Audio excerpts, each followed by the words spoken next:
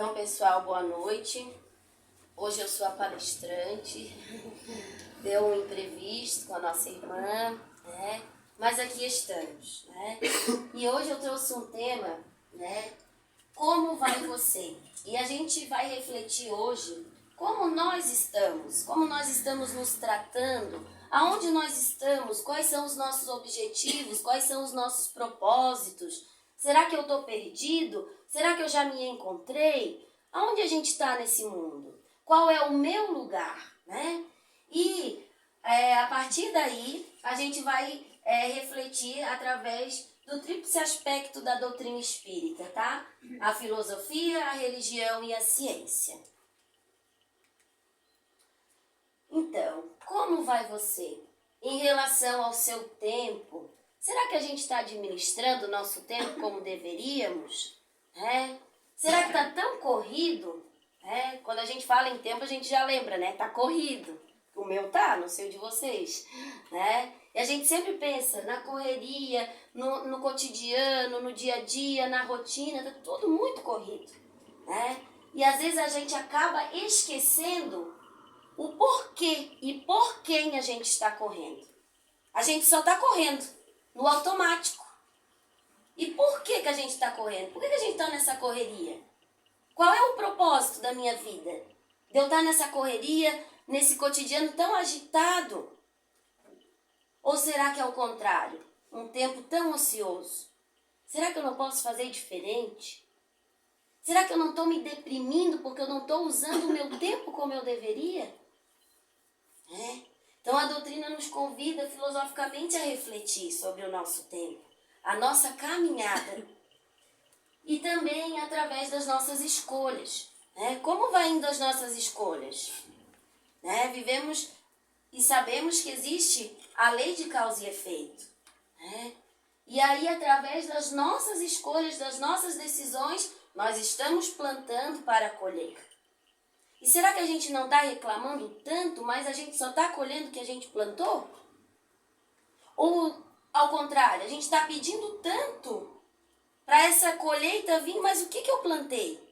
Às vezes a gente esquece de plantar um pouquinho também. Não é verdade? Diante das nossas dores, como é que a gente está lidando com as nossas dores? Sejam elas físicas, mentais. Será que eu estou buscando ajuda? O que eu estou aprendendo com essa minha dor? O que ela está me ensinando? Às vezes a gente esquece e a gente só foca na dor, no sofrimento, porque eu estou passando. Por que, meu Deus? A gente até se revolta. E o que está acontecendo? O que essa dor está tentando te ensinar? Às vezes não é conosco a dor é do outro, mas a gente pega, porque é um ser amado, um filho querido, um pai, uma mãe, enfim, um ser que a gente ama. E aquela dor do outro é como fosse a nossa. A gente sabe que é, Mas então, o que essa dor está ensinando para nós que estamos ao redor? Porque nada é por acaso. A maior prova hoje, eu digo que é o câncer. E não é para a pessoa que está passando. É também, mais ainda. Mas para o seu redor, para os seus familiares. O que essa dor, o que essa doença está querendo despertar naqueles que estão ao redor? Tem algo sim. Porque nada é por acaso. Continuando também falando diante dos seus desafios. Como é que a gente está lidando com os nossos desafios? A gente está pensando em que eles estão nos ensinando, que é uma barreira, é um obstáculo no nosso caminho, Mas se nós tivermos a fé do tamanho de um grão de mostarda, Jesus já nos disse, nós vamos remover montanhas. E o que são essas montanhas? Os obstáculos do nosso caminho. É essas montanhas que ele está dizendo, não é aquela que está ali. É a do nosso caminho, da nossa fé, da nossa vida. A nossa vida como ser individual, da nossa vida como casal, da nossa vida como família. É essas montanhas que Jesus está querendo nos dizer. Como é que a gente está lidando com essas montanhas da nossa vida, E hoje, eu trago a questão 919, do Livro dos Espíritos, tá? É uma mensagem de Santo Agostinho. Ficou um pouquinho escuro. E que ele nos diz assim, ó. Um sábio da antiguidade disse: conheceste a ti mesmo. Fazei o que eu fazia, disse ele, quando vivi na terra. Ao fim do dia, interrogava minha consciência, passava a revista ao que fizera e perguntava a mim mesmo se não faltara algum dever, se ninguém tivera motivo para me queixar.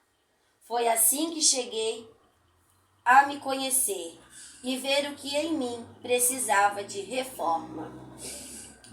Perguntai ainda mais: se Deus me chamasse neste momento, teria que temer o olhar de alguém? Ou entrar de novo no mundo dos espíritos, onde nada pode ser ocultado? Quem seria eu? O conhecimento de si é, portanto, a chave do progresso individual. Direis: como há de alguém julgar-me e como há de alguém julgar-se a si mesmo? Não está aí a ilusão do amor próprio para atenuar as faltas e torná-las desculpáveis? Sei haver muito que dizer, ser positivo, presente e incerto o futuro. Ora, esta é exatamente a ideia que estamos encarregados de eliminar do nosso íntimo. Visto, desejamos fazer que compreendais esse futuro, de modo a não restar nenhuma dúvida em vossa alma. Por isso foi que primeiro chamamos a vossa atenção, por meio de fenômenos capazes de ferir-vos os sentidos, e que agora vos damos instruções, que cada um de vós se acha encarregado de espalhar. Esse é o objetivo, adiantarmos-nos. Santo Agostinho. Então aqui ele nos quis dizer que sempre há um chamado, né? Que primeiro veio os fenômenos, as mesas girantes, que vinham no nosso olhar, que era a matéria, que era escutado, que batia, que fazia barulho. E agora não. O chamado é através de espíritos amigos, ou até mesmo daqueles seres que testam a nossa paciência, que nos comprometem muitas vezes com os nossos sentimentos. Esses são os chamados, né? Tem aquele ditado que Deus usa os loucos para confundir os sábios. E é assim que a espiritualidade está trabalhando atualmente. E qual é o seu propósito nesse mundo, né?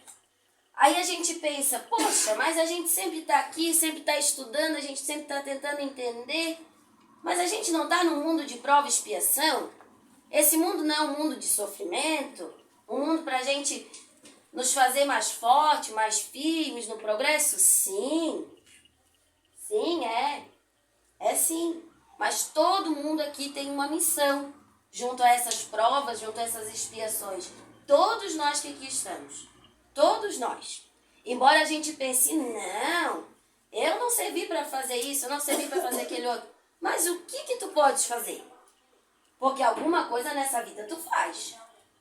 Então, faça bem feito. É isso que a espiritualidade está nos dizendo. Se trabalhamos com o público, com pessoas, auxilia, com empatia. Trata o outro como tu gostaria de ser tratado. Não é verdade?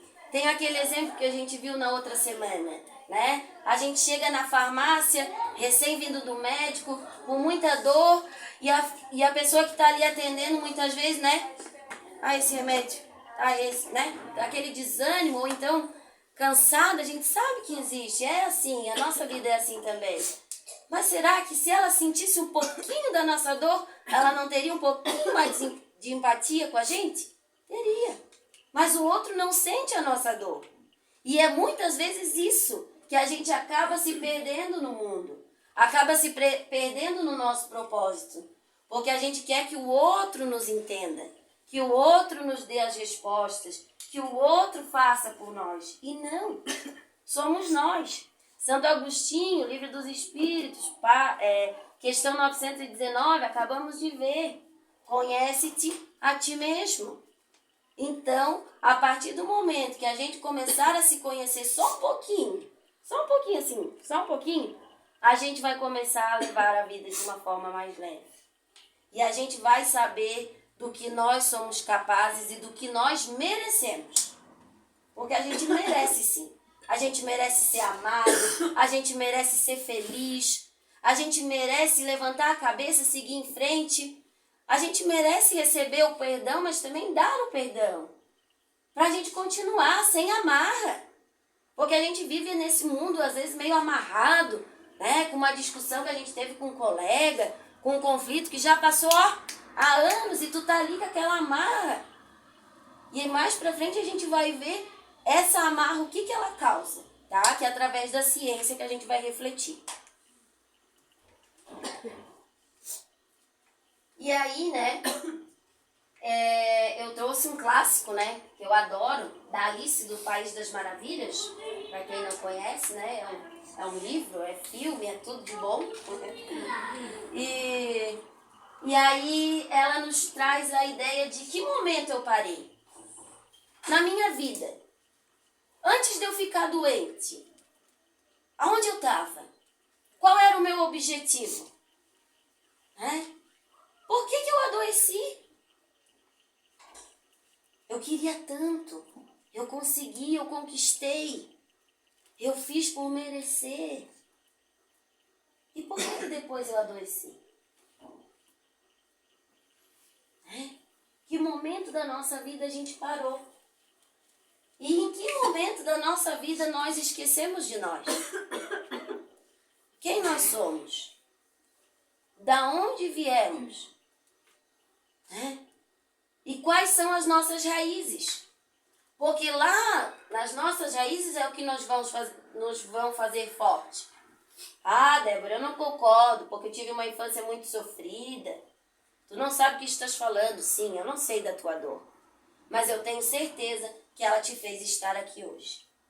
E ela está te fazendo evoluir. Com certeza.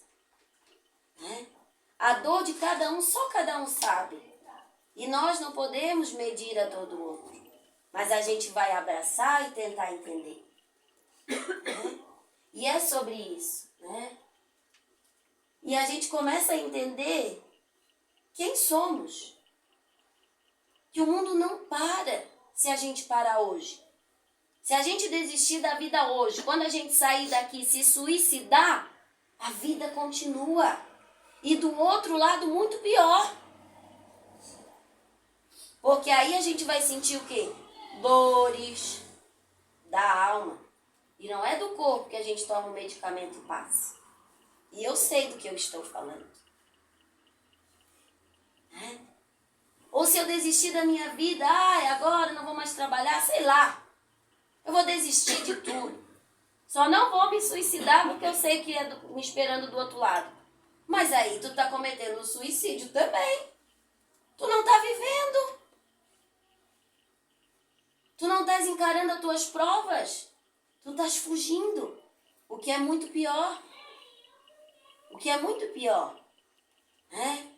Então, que momento que eu parei? Quando o ente querido meu se foi? Quando o ente querido meu partiu? É verdade. A dor do luto. A gente sabe. Não é fácil. Não é fácil. Tá? E não vai haver palavras nenhuma que vão te consolar e que vão preencher o teu vazio. É só o tempo que vai amenizar e depois a dor vira saudade. E eu sei do que eu estou falando. E o teu ente querido, ele continua do outro lado. Mais vivo do que nunca. Mais vivo do que nunca. E você parou? Então como ele está? Porque se o amor era de igual para igual, hoje ele está preocupado com você. Você parou de viver. E muitas vezes ele está aqui, do nosso lado. Ei, filho, viva. Filha, mamãe, viva. E aí a gente não deixa eles seguir o caminho deles. Por quê? Porque nós somos egoístas. Ai, o meu sofrimento. Ai, a minha dor. Ninguém sabe o que eu passo. Ninguém sabe. Não, ninguém sabe mesmo. Mas o teu ente querido sabe. E ele está muito pior do que quando ele foi. Por quê? Porque a gente não está iluminando ele. A gente está fazendo ele sofrer. Então hoje, quando a gente chegar na nossa casa, vamos pedir perdão para esse ente querido. Colocar a mão no nosso coração e dizer, olha, pai, mãe, vô, que é o meu caso, me perdoe, porque eu te amo. E eu sempre vou te amar. Desculpa, corta esse vídeo. Só uma aguinha, gente, porque a minha garganta já secou. Colocar a mão no coração, pedir perdão. Fulano, me perdoa, porque eu te amo e eu quero que tu sejas livre. Não se prenda a mim. Não se prenda aqui nessa terra. Siga. Porque uma hora ou outra vai ser nós que vamos estar do outro lado. E vai ser o quê? Esses que estão aqui, os nossos filhos, nossos parentes, que vão sofrer também. E se a gente passar esse conhecimento adiante, eles não vão sofrer tanto quanto a gente está sofrendo. Esse é o real conhecimento. É a gente passar a verdade. E mais para frente a gente vai ver. Conheceis a verdade vos libertará. E a libertação é dos dois lados. Dos lados dos encarnados aqui, nós, quanto dos desencarnados. E dando continuidade à nossa Alice, querida,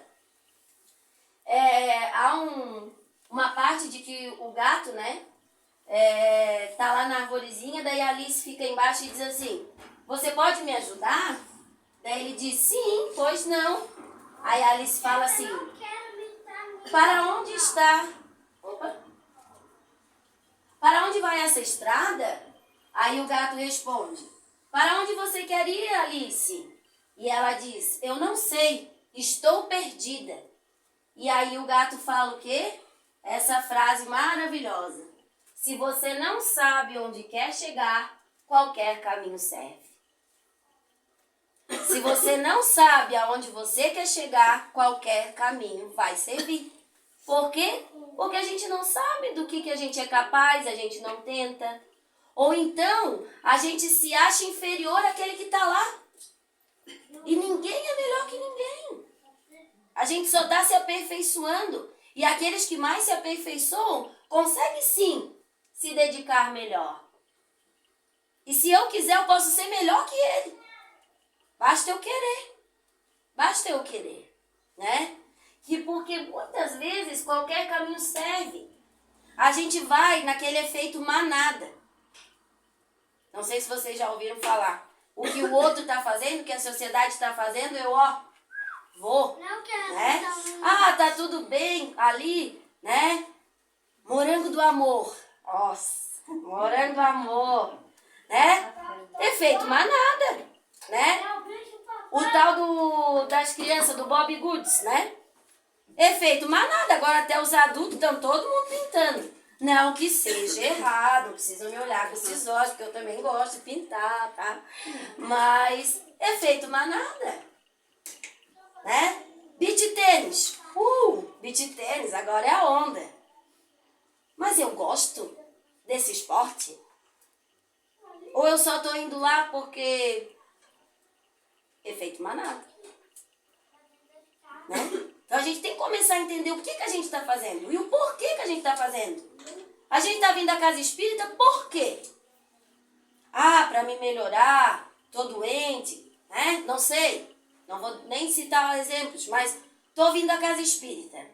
Tô vindo para acompanhar minha esposa, meu esposo, trazer meu filho, mas estás aqui. Então aproveita esse momento, Se tu não estás aqui por você, aproveita um pouquinho. Tenta abrir um pouquinho a mente, expandir um pouquinho a tua consciência.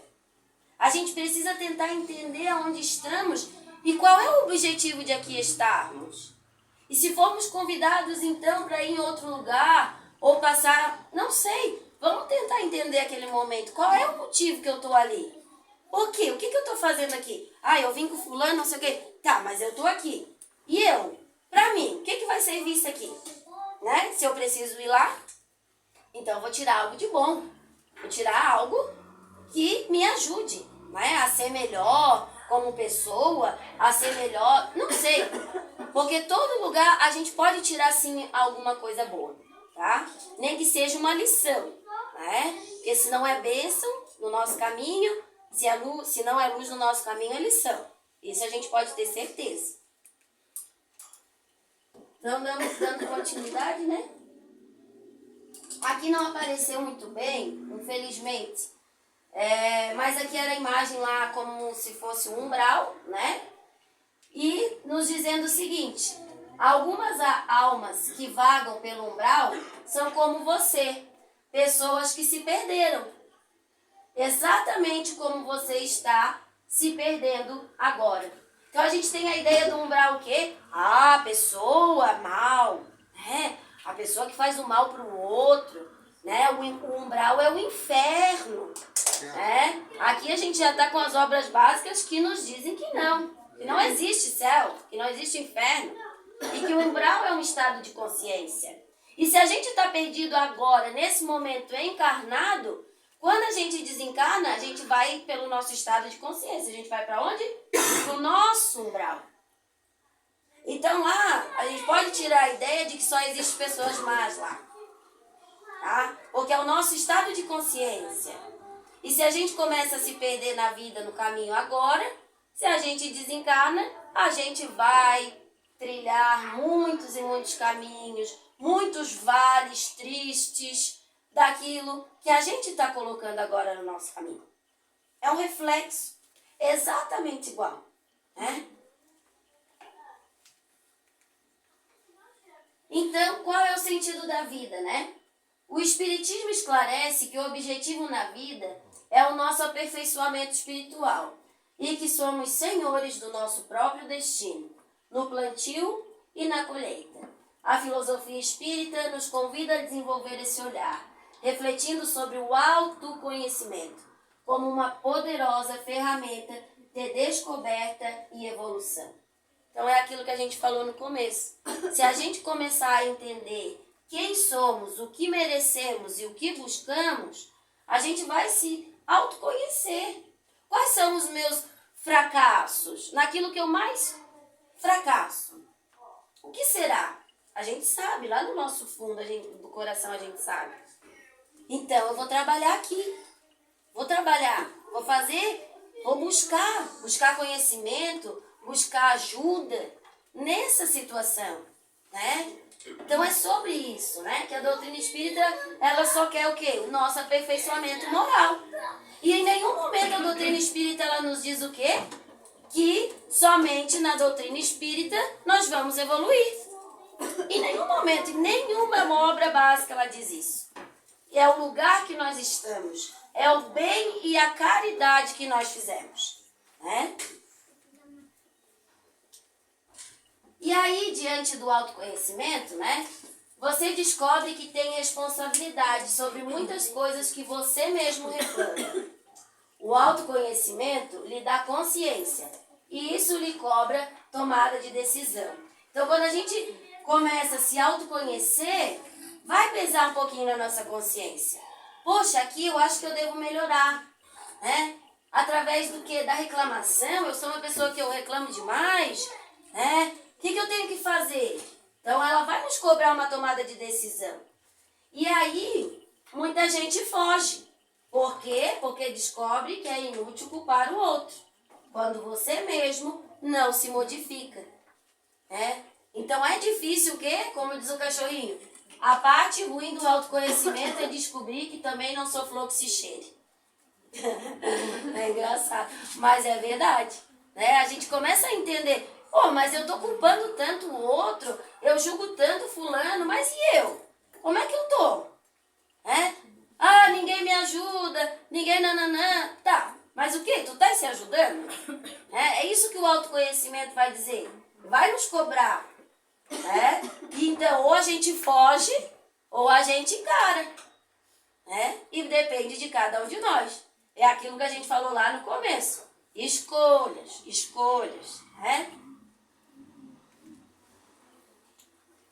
Sempre achamos que vamos ter mais tempo. E aí, o tempo acaba.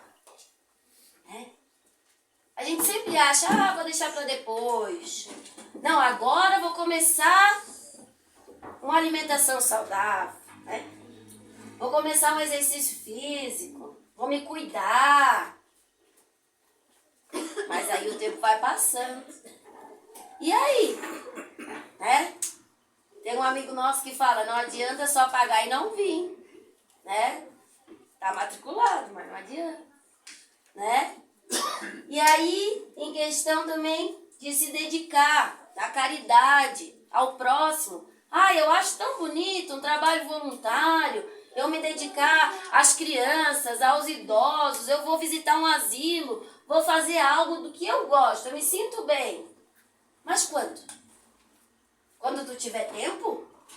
Mas se o tempo acabar?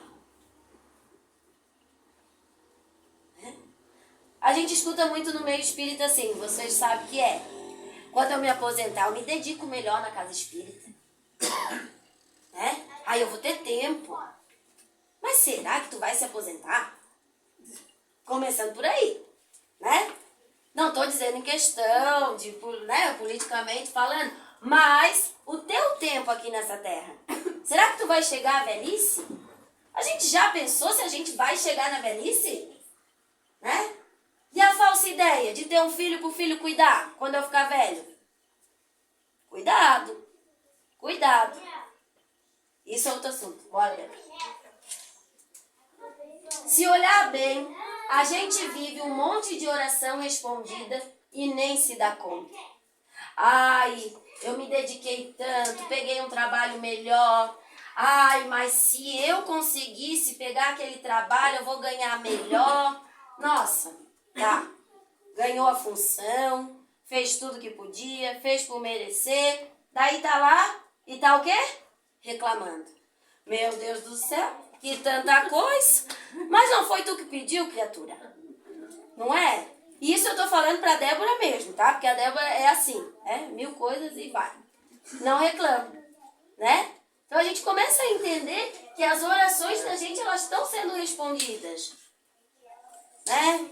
Ou se não assim, meu Deus, eu gostaria tanto que aquela pessoa, né, parasse um pouco de sei lá o quê, né, sossegasse, né, parasse com as baladas da vida, não sei. Tô aqui usando um exemplo aqui na minha cabeça. Daí a pessoa sossega, né? Sossegou. Daí vai lá e arruma um namorado. Mas por que arrumar esse namorado? Meu Deus, minha filha, não era a oração que tu estava fazendo para a pessoa sossegar? A pessoa sossegou, arrumou um namorado. Se terminar, volta pra farra. Né? E é assim. Então a gente tem que começar a entender o que a gente está pedindo, a gente está recebendo e a gente está reclamando por receber. Daí a espiritualidade também não sabe mais o que a gente quer da vida. Nem eles sabem, é verdade. Gente. Então seguimos. Ajuda-te mesmo, a ti mesmo, que o céu te ajudará. Tá aí, vamos ler no Evangelho segundo o Espiritismo. Capítulo 25, item 2. Vamos lá buscar. Essa semana. Não tem o Livro dos Espíritos, não tem Obras Básicas, tem ali. Não gosto de pegar telefone, todo mundo tem telefone, só pesquisar. Não precisa nem escrever, né, tio Everton? É só falar, que nem o tio Everton. Livro dos Espíritos, né? Só falar, né, tio Everton? Se a gente falar, ele já diz ali, ó, tudo certinho, não é? Daí pesquisa onde? No celular. Muito bem. Obrigada, Everton. E aí, então, agora, né, falando um pouquinho da ciência e da religião. Já tá no final, tá, galera? O Espiritismo e a ciência se completam reciprocamente. A ciência, sem o Espiritismo, se acha na impossibilidade de explicar certos fenômenos, só pelas leis da matéria. E o Espiritismo, sem a ciência, faltaria apoio e comprovação. Então, um está interligado com o outro. Quando falta para a ciência, vem o Espiritismo dizendo, é possível. Né? Quem nunca tem, todo mundo assim já sabe, tem um exemplo ou conhece alguém que diz, não, está desenganado. Os médicos disseram que não tem mais o que fazer. E a pessoa batalha com fé, com confiança, vai na sua religião, né? Vai, faz por merecer e tá ali. Aí até o médico diz, olha, não sei como é que tá andando, mas tá aí. Se tu tens fé, é isso que tá te mantendo. Todo mundo tem uma história assim ou parecida, né? A gente tem. Uma cirurgia é o caso mais comum dentro de uma casa espírita. A pessoa chega, olha, tem uma cirurgia para fazer e tal. Não, vamos fazer um tratamento, meu irmão. Leva água fluidificada, faz certinho, né? Faz por merecer, faz tua oração, faz evangelho no lar. Chega na hora do exame, chega na hora, cadê? Cadê o nódulo? Cadê? Sumiu. É a fé, é o merecimento também. A gente sabe que tem muita coisa envolvida. Que é aquilo que pra gente passar, aquela prova, aquela expiação, a gente vai passar. Mas com a fé a gente vai estar mais forte, né? E então a gente acaba saindo dessa ideia, né? Hoje a gente sai daqui entendendo que a gente acha que a gente é isso aqui, ó, matéria, corpo. Mas na verdade nós somos espíritos, nós somos uma luz, né? Nós somos uma luz. E aí a gente consegue refletir e com a espiritualidade, com a doutrina espírita, ela abre o nosso campo de visão. Que é possível. Tudo é possível para aquele que crê, que tem vontade de fazer acontecer. Deus, em sua infinita sabedoria, concedeu à humanidade a ciência para iluminar o mundo e a espiritualidade para guiar a alma. Então, nós estamos aqui na matéria, precisamos sim da ciência, precisamos sim do medicamento, precisamos sim do que os médicos, do que toda essa equipe precisa nos ajudar. Nós temos um corpo físico, que por mais que a espiritualidade faça e aconteça, existe sim a parte física que não tem como modificar, né? Quando a ciência encontra seus limites, a fé revela novos horizontes, né? Que é o caso que a gente falou ali antes, né? Questões que a gente conhece, testemunhos de fé que a gente já teve aqui na nossa casa, uma palestra, procurem no YouTube, né? A gente tem um canal muito legal, tem um testemunho de fé muito bonito que fala muito sobre isso, a ciência e a fé, tá? Então hoje a neurociência ela afirma, tá? Então agora o que a ciência está trazendo pra gente, né? Porque ela está comprovando, a ciência ela vem para comprovar dentro do espiritismo que é possível. Então, ela confirma o quê? Sentimentos como a gratidão, a compaixão, a fé, ela transforma o cérebro e a vida, tá? E agora a gente vai ver um pouquinho sobre. A ciência e a religião não competem, caminham lado a lado, apontando que a verdadeira felicidade habita dentro de nós. Então agora a gente vai ver um gráfico, tá, que vai comprovar isso, que está ali dentro de nós, tá, através da neurociência. Hoje eu consigo dizer que eu estou estudando um pouquinho de neurociência, tá? Com Haroldo Dutra Dias, só que eles não sabem, né? Só eu sei. Mas eu tô firme, né? E quando a gente acha que sabe, vem algo que diz o quê, Murilo? Bom, não é assim, não é? E a ciência comprovando o que a religião já nos dizia. O amor é o caminho que nos aproxima da verdadeira plenitude. Só o amor, tá? E aí, aqui, né, tem 3 no caso. A prática, a experiência, a comprovação da neurociência e o ensino espírita. Então, a meditação e a oração. Então, pesquisas mostram que a oração e a meditação ativam áreas cerebrais da compaixão e reduzem a ansiedade. Isso é ciência. Aí a doutrina espírita diz o quê? O Livro dos Espíritos, questão 659, diz: a prece aproxima o homem de Deus e fortalece contra as provas. Não está falando a mesma coisa? Tá. Gratidão.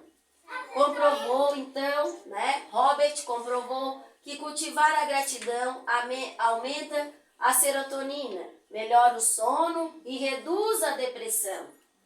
A gratidão, só para lembrar, é o contrário de reclamação, né? Joana de Ângeles, então, nos fala: a gratidão é o recurso terapêutico que ilumina a alma. Né? Uma coisa está ligadíssima à outra. A caridade, o altruísmo, estudos de Harvard. Gente, pesquisem esse estudo. Foi um estudo com pessoas até 80 anos, tá? Desde a sua infância. É muito bonito esse estudo da neurociência, tá? Lá de Harvard. Ajuda, então, o altruísmo e a caridade ajuda a liberar a dopamina, a citocina, hormônios da felicidade. Voluntários vivem mais e com mais saúde. Ponto. É comprovado, é o estudo. Harvard nos diz isso aqui. E aí, lá no Evangelho segundo o Espiritismo, bem-aventurados os misericordiosos. O perdão liberta o espírito. E André Luiz nos diz: servir é a fonte de maior felicidade. Perdão, libertação. Se eu me liberto, eu consigo ser feliz. O otimismo, o pensamento positivo. Martin, através da psicologia positiva, nos diz: o otimismo fortalece o sistema imunológico e aumenta a resiliência, aumenta a nossa força. Sistema imunológico, nosso corpo, através do quê? Do pensamento. Pensamento positivo. E a Emmanuel Filomeno de Miranda, no livro Painéis da Obsessão, diz o quê? Pensamentos elevados atraem companhias espirituais superiores. Porque a gente também tenta culpar o amiguinho espiritual. Se não é a pessoa do nosso redor, se não é alguém, é um obsessor, um espírito maligno, um espírito das trevas, tá me acompanhando. Pode ser que seja. Não estou dizendo que não. Mas se tu tiver com pensamento positivo elevado, tu estás auxiliando esse irmão. Porque esse irmão é só um espírito que está ali precisando de ajuda, de esclarecimento. É um irmão ignorante igual a nós, que está aqui tentando aprender. E o perdão, né? Richard mostrou que exercícios de perdão reduzem a atividade de raiva e de medo e aumentam o autocontrole do córtex pré-frontal, tá? Então ele está ali, ele está comprovando. E lá no Evangelho segundo o Espiritismo, bem-aventurados os misericordiosos. O perdão liberta o espírito. Foi a mesma coisa dali de cima, da caridade. O que uma mão dá, a outra não precisa saber, não é? É a caridade. Às vezes a gente ajuda uma pessoa, mas fica cobrando dela. Mas eu te ajudei. Eu já fiz para ti. Esquece. O que tu faz ao outro, faça sem pensar em receber algo em troca.